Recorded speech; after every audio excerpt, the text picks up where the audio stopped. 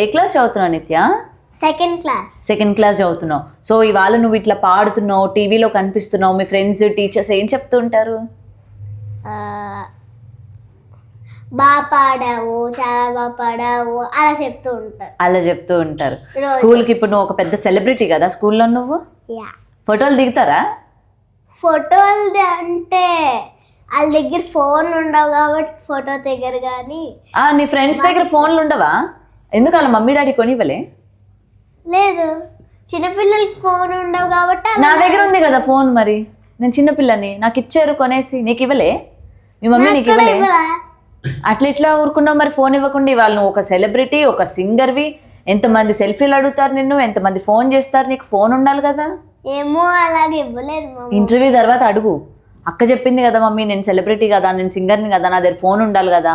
మరి నా అలాంటి ఫ్యాన్స్ నీకు ఫోన్ చేయాలంటే ఎవరికి చేయాలి? మేము ఎవరితో మాట్లాడాలి? అవునా? పాయింటే కదా. ఇలా ఆలోచించలేదు ఎప్పుడు నువ్వు? మనోజ్ఞ అక్కన ఇంకో అమ్మాయి ఉంటుంది, తనకు ఉంది ఫోన్, నీకు లేదు. సరే ఇంటర్వ్యూ తర్వాత అడుగు మరి మీ మమ్మీని. ఓకేనా? ఓకే. అడుగుతావా? అడుగుతావు.